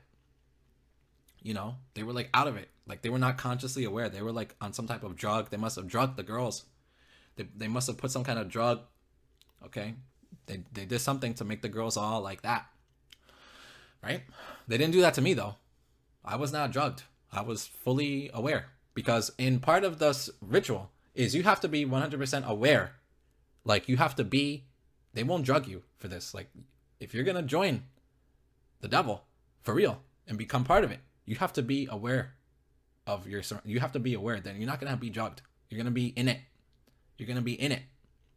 You're gonna be in it. You're gonna be part of it. Okay. If they want to make you a part of it, okay, they'll just come and make you a part of it and force you. So basically, what happened is somebody, the girls were made to lay down on the ground, and some person came and was like moving my body and manipulating my body to, like, you know, in terms of like that with the girls laying down there and making my body be on top of the girl's body and stuff like that. You understand what I'm saying? Okay. So they did that to me, and they did that to the girls. Both of them. So they basically, against what I wanted, because I didn't want this. I didn't want any of it. Okay? I don't want any evil thing, period. So obviously, against my will, against the will of the girls, because obviously they don't want that either. Okay? And for the reasons that I said, because they hate God, because they want to murder everyone, because they hate everyone, the devils now. Okay? Because they want to fracture your soul, because they want to make you have multiple personality, because they want to mind control you and brainwash you, and because they want to, quote unquote, induct you formally into the kingdom of the devil. Okay? They force you to be in this type of ritual then. Okay? All ritually done. Okay? All ritually done. So you're a 4-year-old kid, you don't understand, like, oh, like, this is what's happening. All I know is that it felt fucking gross. I'll tell you how I tell you how I felt. I felt fucking gross, number one. Okay? I felt fucking gross. That's the main feeling. I felt fucking gross. Okay? And it felt like this was gross. And I felt fucking wrong. It felt wrong. There was a wrongness to it, obviously. It felt gross. It felt wrong.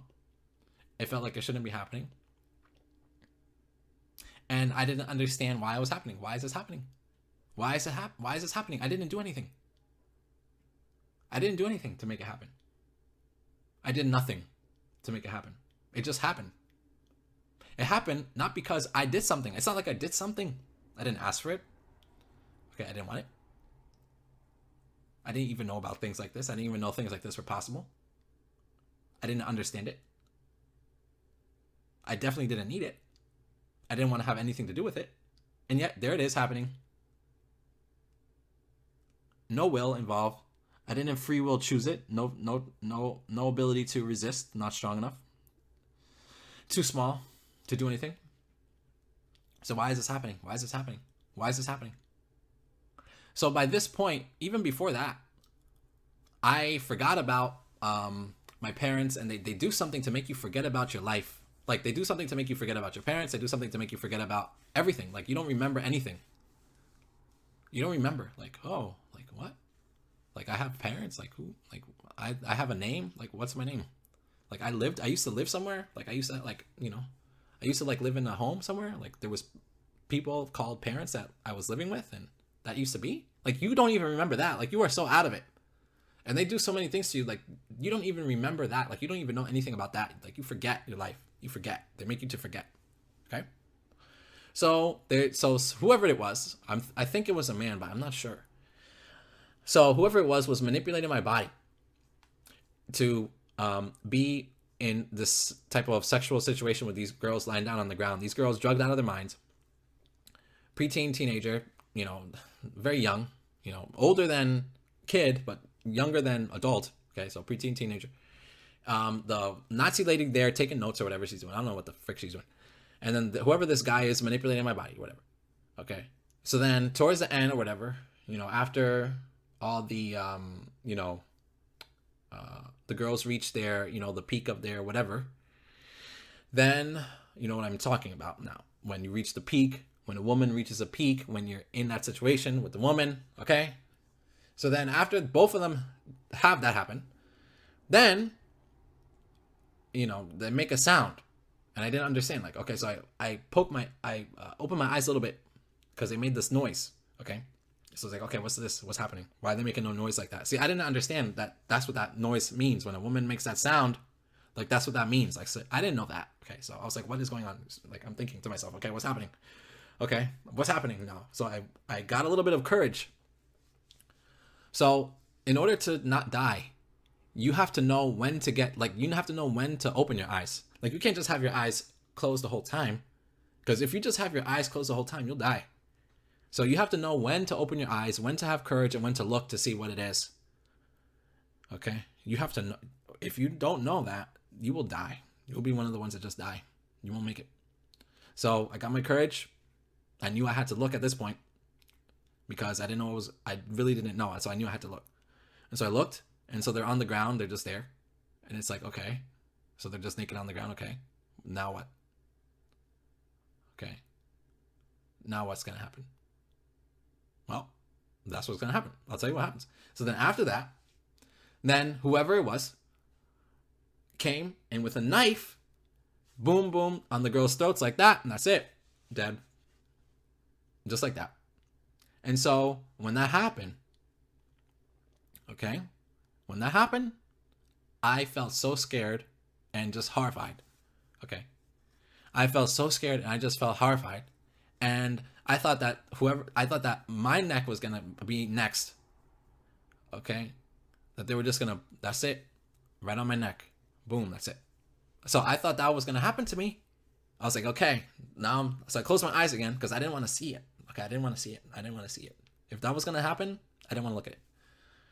So my courage left me. And I said, okay, time to close my eyes again. That's it. I can't bear to look at this anymore. This is too terrible. I can't look at it. I close my eyes. So whatever is going to happen, okay. I'm ready. You're gonna do it to my neck. Take me out. Boom. Take me out then. I'm not gonna look though. So I was prepared to die right there. I was like, okay, I'm prepared. So I'm bracing for the ultimate whatever. I'm bracing for the knife. I'm bracing for the pain, and I'm bracing to just die. Because I think that's what's gonna happen to me. I didn't know what was gonna happen next. So as I'm like bracing, I feel it's like forever. Okay, it feels like forever. Okay, it feels like forever. I'm waiting for forever. Okay, and it's like torture, waiting. It's like, what's the, suddenly, why is it taking so long? I thought you were gonna hurry up and kill me. Hurry up and kill me. I'm thinking, I'm feeling it. I'm feeling like, hurry up and kill me already. I'm feeling it. Just hurry up. Get it done with. Hurry up. Okay? Because I'm not opening my eyes. No way. No. I'm not going to do it. I'm not going to open my eyes unless they force me. But, I'll still fight and try and keep my eyes closed. So my eyes are closed tight. Super tight. My eyes are hurting, but I don't care. Because they're staying closed. So I'm not going to let them open them. Right? And I'm just bracing. All of my body is tense. Okay? I'm tensing my whole body. Okay? All my body is tense and I'm not moving. Okay, and I'm just standing there like, okay, like I'm just tensed. Okay, I'm tense standing there. Okay, and I'm just waiting for the end.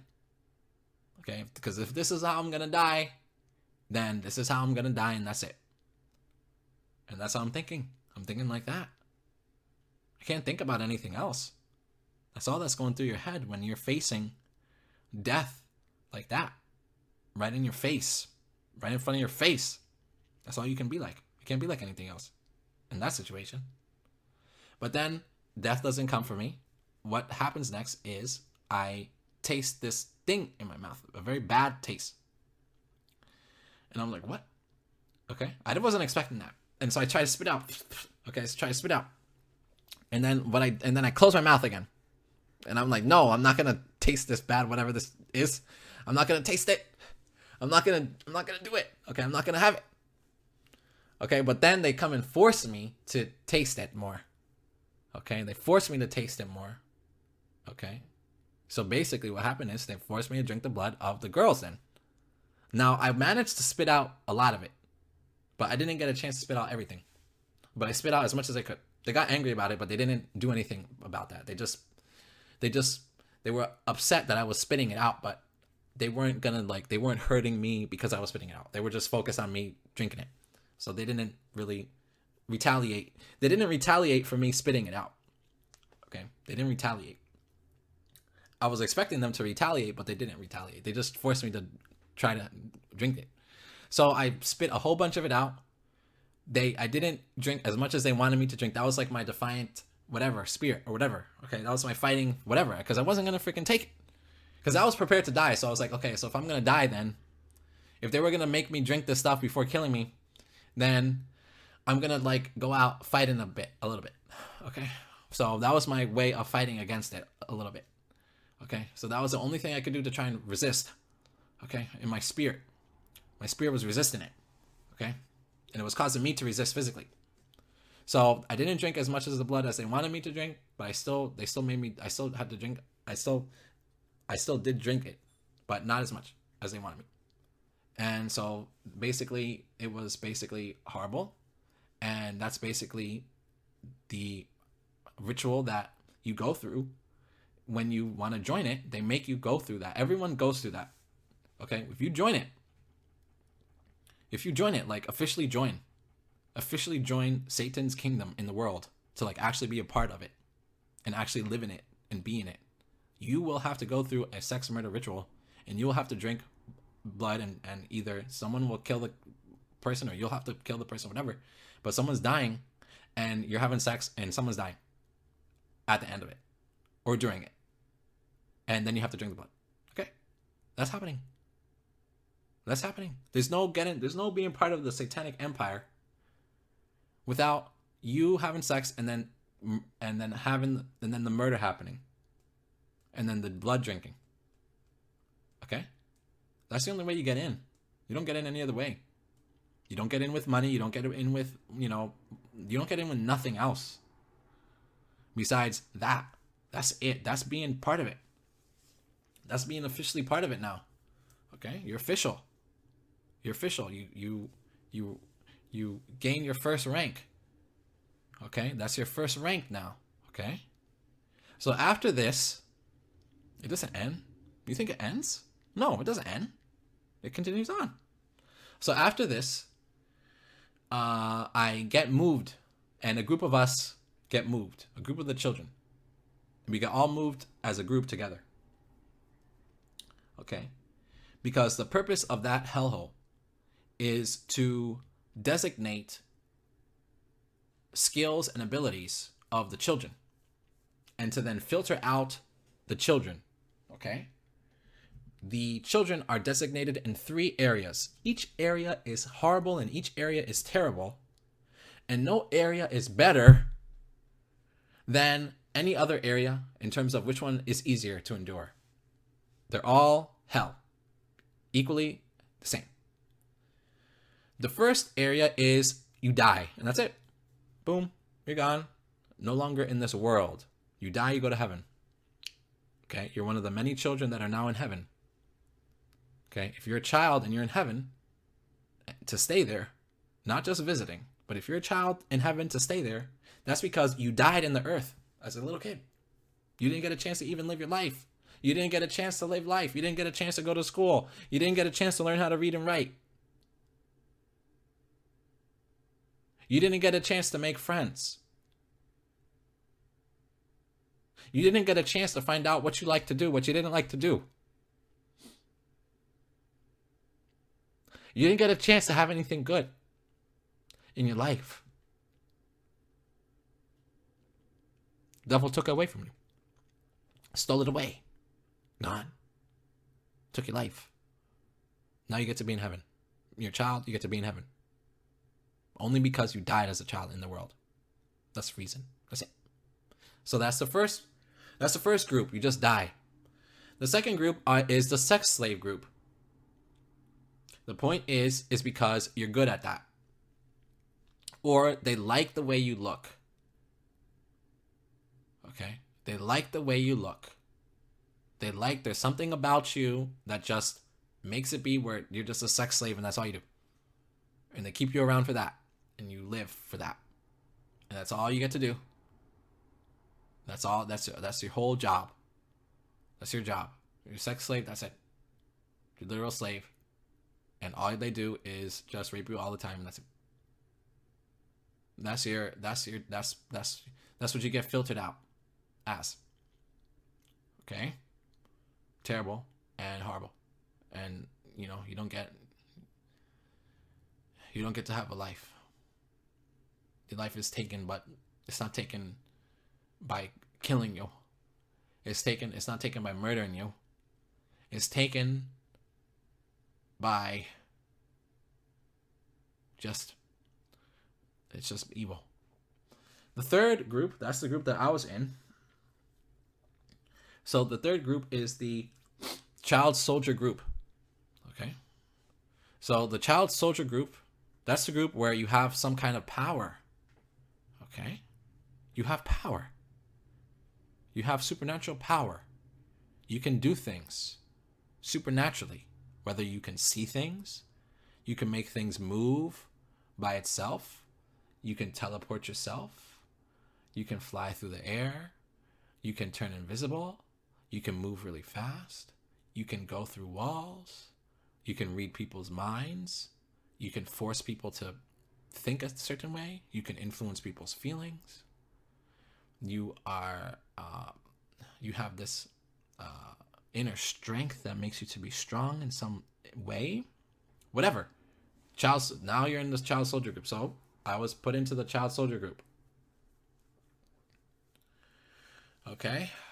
Now, if they deem you as part of the thing, then you go through the ritual. That means that you stay in it now.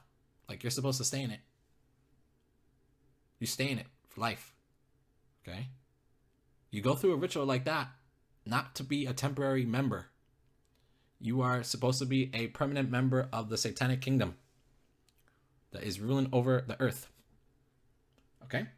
That's why you go through a ritual like that, to be a permanent member of that. That's the only reason. Well, not the only reason, but that's like the third reason out of the top 3 reasons I said before. So we get moved. So I was in the third group. Okay, so a group of us, we were all in that group. Obviously, everyone that was in my group, that we traveled together almost, they all went through the same thing I went through. They all had to go through the ritual in whatever way. Okay? They all had to do it. We all had to do it. And if you didn't do it, you didn't get with the program, you would just get killed. You would just get killed. You would just get killed. So they moved us all to a different area. We were still underground somewhere. I don't know if we were in the same underground base, if we were in a different underground base. But it was me and a group of kids. We moved there. We were given clothes. We actually were able to finally wear clothes. And we were actually able to eat meals every day. And we were living in a bunk. We were taken out of the cages. We didn't have to stay in any cages anymore. And we were actually able to eat food, like regular food, like not the shit food that they gave us. We actually were able to get clean. We were actually able to sleep in a bed finally. You know, we didn't just sleep sitting up against the cage walls or sleeping on the floor. We finally were able to sleep in beds finally. And we were just all in bunk. It was a bunk type of situation, right? And then we actually started classes because we didn't get a chance to go to school because they kidnapped us before we got a chance to get into fucking school. So none of us knew how to read or write because we didn't get a chance to go to school because we were all fucking kidnapped before we got a chance to fucking do anything in our lives. Right? So they wanted us to learn how to read and write. How are you going to be a good member of the Satanic Kingdom if you don't know how to read, if you don't know how to write, right? So there's classrooms, like literal classrooms. Okay? With child super soldier, satanic kids that were forced into it through no part of their own. Okay, and with teachers, instructors teaching, textbooks, a board, the whole thing. The front of the classroom, the teacher's there, there's the board, writing on the board. There's your books, textbooks, paper, pencils, erasers. Oh, now we get to go to school. Now you get to go to school. What do you learn? Oh, you learn reading, you learn writing, you learn math, and you learn science, but you also learn religion. There's a religion class. Oh, what's the religion class? The religion class is Satanic Luciferianism. They teach you that. Okay? If you're going to be officially part of the thing, then you have to learn all of their religious tenets of what they actually believe. Right? It's all BS, okay? It's all BS. Okay? So I throw myself into the books, basically, because there's no entertainment, there's no playground, there's no recess, there's no nothing like that. Okay, you don't get that. You don't get to have that. Okay, you don't get to have things like that. Okay, this is not a normal school. This is a Satan school. This is a devil fallen angel school. This is a hell school. Okay. So you don't get to have like the nice fun parts of school. Okay? You don't get to have that. That's not for you. That's not allowed. So I threw myself into books because that's the only entertainment. The only entertainment I had was textbooks. Okay? So I would just read. Because that's the only, there's no TV, that you don't watch TV. There's no music. There's no music. There's no singing. There's no dancing. There's no running. There's no laughing. There's no jungle gym, jumping jacks, tag, dodgeball. No. None of that. You want entertainment? You read the books. You want to do something? Read the books. So that's all you do. Read. So I would just read. I would just read hours and just read everything. Read all my textbooks. That's all I would do. because you couldn't do anything else. See, the situation was so bad. Okay? The situation was so bad. It was so terrible that the only way of entertaining myself was literally reading my textbooks over and over and over and over again. And that's it. That's it. That's it. That is it. Oh, but you see, it doesn't end there. See? You thought it ends there. No, it keeps on going. What happens next? So, every once in a while, there would be devils in the classroom. Okay? So, you think like you can be kind of safe in the class because like, you know, you're not going to die because it's just a class. Like, you know, you're not going to die in here. They're not going to kill you right there in the classroom. You know that's going to happen. So you're temporarily safe. You start to let your guard down a little bit. There's finally a place where I can feel like I'm not going to die instantly. And then you see one of these things, okay, these creatures, okay, these damned to hell, these damned to the lake of fire, eternal damnation creatures that God has damned for forever. You see one of them in the classroom every once in a while. And so it's like you don't feel safe anymore. Okay, you don't feel safe anymore. And you remember where you are. Like you get out of your denial. So I was in denial. I'm in the classroom. I'm just being in denial, basically, in there. I'm being in denial as much as I can. Okay, I'm still in this denial mode. You have to be. You know, to survive. You won't make it if you don't know how to deny things. You'll just die. You won't live through it. So I'm in denial, but it's like you can't be in denial when you have this thing there. When you have this thing there, that's not a person. It's not a human being. It's not a man or a woman. It's a freaking thing. It's an evil thing that wants to kill people. Okay? Wants to kill people. Wants to get other people to kill other people. You know what it's about. Because even if you deny it mentally, the feelings are there telling you the truth. So in addition to the classroom, we also had military training. We had military drills, like literal military drills of like this type of boot camp type. Okay. It was like military. Okay.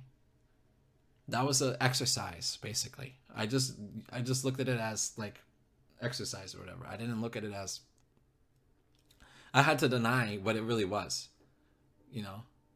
Like, what am I going to admit? Like, I'm going to admit, oh, like, I'm learning, like, the best ways of killing people. Like, okay, yay. Like, that's fun. Happy. No. I had to just put that to the side, deny it, and just make it be like I'm just, you know, exercising. That's it. So we learned all about military stuff, all about guns and how to run, running, crawling, climbing over things, climbing rope, how to jump on top of stuff, sliding under things, rolling on the ground, putting guns together, taking guns apart, shooting guns, target practice, explosives, you know, arming them, disarming them, mines, placing them, you know, taking them away, putting them on the ground, whatever. So all military type of stuff, you know, all the time, like every day. Okay. And then the classroom all the time, every day. So it would be that and that. Okay. And then we would have the super soldier type training. Okay. So this is the more supernatural type of using your powers, using your abilities, using your skills, your supernatural talents, harnessing them, using them, how to use them, how to do it, doing it, how to do it better, concentration, you know, all things like that. Okay, so that's the super soldier part of, you know, being taught how exactly to utilize whatever it is and do the supernatural type of thing that you can do. So that's the other class. We have that. And then every once in a while, we would have the gladiatorial class. Okay, so this was very bad. Okay, all of this is evil. Okay, all of this is evil. All of this is the devil. Okay, all of this is the devil. This was the worst thing. I keep on saying everything is the worst thing, but everything really is the worst thing. Because you go to one thing, that's worse. Then you go to the other thing, that's worse. You go back to the same thing, it's still worse. Everything you go to, even the thing that you just did, is still worse than the thing that you just did. Everything is worse. So the gladiatory class is basically you're in a round thing. It's sand or dirt on the ground or whatever. Kids in the thing, okay, and we would have to fight each other, okay, and that was part of it, okay, but we were all mind controlled into like not remembering, like, so it's like you would do things but you wouldn't remember exactly, because like they would trigger whatever personality, and then it's like you would forget, right, because you're not consciously aware it's the other personality taking over, and then it's like you would be back to your other one again, and then that other one wouldn't remember, but you would just feel like you did something bad, but you wouldn't know, like, I just feel like I did something bad, but I don't know what I did. What did I do that was bad? Well, you just had the gladiatorial class where a whole bunch of kids were fighting each other, killing each other in there, okay, fight to kill, okay, kids had their arms broken, their legs broken, kids had their arms go missing, their legs gone, their arms gone, they lost limbs, okay? Of course, they would grow the limbs back, right? So it's not like you permanently lose it. But kids would lose arms and legs in there. And then they would put them in the machine and good as new, and then they would mind control them, and they would have the mind control so you don't even remember. It's like, oh. So this is why I feel bad, because I had another personality that was killing this other kid, or ripping this other kid's arm off, or ripping this other kid's leg off, and you don't remember. You just know that you did something bad, or something bad happened to you, but you don't remember.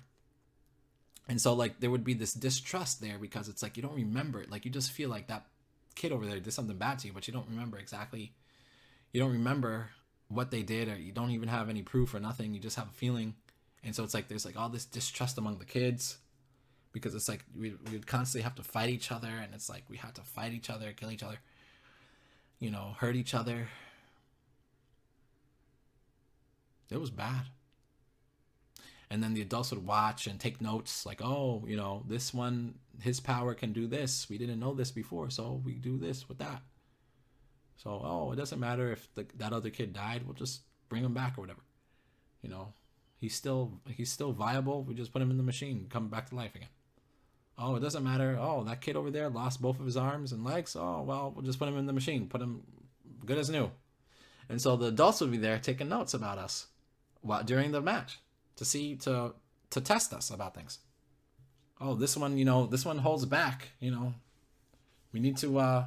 He needs to be reinforced. He needs to have the aggression. He needs to have his aggression, mind control, you know, improved upon or whatever. He needs to go through it again. So let's focus next time on him, particularly to make him more aggressive. Oh, this one's doing great. He's aggressive. He's doing everything he's supposed to do. Everything according to plan. Okay, great. Okay, so let's move him up. Okay, let's graduate him early. And let's get him out there on the field early. Come on. You know, time is short. You know, we're working for Satan here. You know, he doesn't have patience. So let's graduate him early. Come on. And so that's the mindset of the adults in that place. They're like that. They don't look at us as kids. Okay? They look at us as weapons. We're like weapons. We're like tools. We're like tools and we're like weapons to them. We weren't like kids to them. We were just being used. We were just a weapon. And we were just a tool. Now I'm ending the video. That's why I'm ending it. More things happen after this, but I'm not saying it right now.